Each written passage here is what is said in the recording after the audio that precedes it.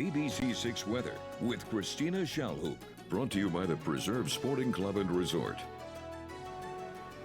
Monday was the start of meteorological fall, so I think it's only fitting that we talk a little about our fall foliage. Let's jump into it, starting with the map that shows you the average peak color timing across the United States. We're going to zoom in right to southern New England, and you'll notice that for the state of Rhode Island and most of southeastern Massachusetts, we see those peak colors in late October. Now, of course, it depends on where you are in southern New England, but that's really the basic idea. Now, those colors can be impacted both in how vibrant they are and their timing with a lot of our weather factors here. So what factors are ideal for ideal fall colors? Well, we want mild days and crisp nights, plenty of summer rain, and we don't want it to be too windy. We don't want any big storms that'll knock all the leaves off the trees before we even get to see them.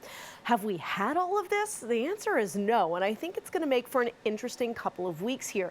First of all, let's talk about the ample summer rain. You guys know, if you've watched the forecast lately, that we have been dealing with this drought monitor with these dry conditions across southern New England for a decent part of our summer. Dry conditions when it comes to the leaves could make them turn a little bit earlier as the stressor on our localized trees, our local leaves, and again, it causes them to turn a little bit earlier than they normally would. The other thing is those cool mornings. That's something that we have had lately, and that particularly comes into play when we talk about the red colors in the leaves. Crisp, cool mornings, those lower temperatures help to spark something called anthocyanins. Basically, it's a fancy word that describes the red pigment that we see in leaves.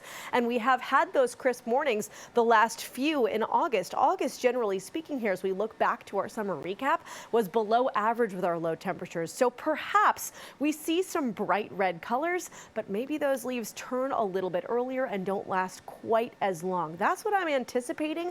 That said, we still have plenty of weeks to go until we are even close to that peak season. Now, speaking of below average temperatures, we still have some of that right now. It's 71 degrees in Providence, 72 in Smithfield, 69 in Westerly, and 68 in Newport, 71 degrees in New Bedford right now.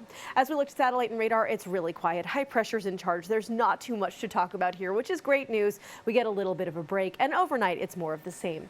Temperatures in the mid-50s overnight, again below average. The trend continues. Little patchy fog, so keep that in mind. If you're getting out the door and getting behind the wheel, could be tough to see at times. Highs tomorrow looking great, and again still a little below where they should be this time of year, but I would say really comfortable, especially when paired with plenty of sunshine. 78 for Providence tomorrow, 77 in Taunton. Cooler along the coast with the breeze coming from the south-southeast, so 71, for example, as we head down toward Newport and Westerly. Now, the next couple of days, temperatures still trend a little below average, at least till the end of the week. We get a bit of a boost Friday and Saturday, not just to the temperatures, but the humidity as well. Look at the dew point trend going up Thursday, Friday, and Saturday. All of that is ahead of not one, but two cold fronts coming our way. Yeah, they come to play at the end of the week and the beginning of the weekend, bringing us a few rounds of showers, perhaps a thunderstorm or two on Friday. And then again, as we get into Saturday, a couple more rounds of rain, particularly in the evening. That's what we're going to look out for. But timing is on our side, not necessarily for the whole weekend, but for the sake of the Pats. Yeah, their opener is on Sunday at 1 p.m. They're playing the Raiders, and it's going to be a beautiful day. At least the second half of the game, I think, will be stunning. First half's going to be a little cloudy, perhaps a little misty, but by the fourth quarter, there's more sunshine coming out for the end of the game, and I think it's going to make for a really nice afternoon. Now, if that changes, we'll let you know. Either way, I expect a great game. Monday and Tuesday, we keep the below average temperatures around, low 70s, plenty of sunshine, and a really nice start to next week.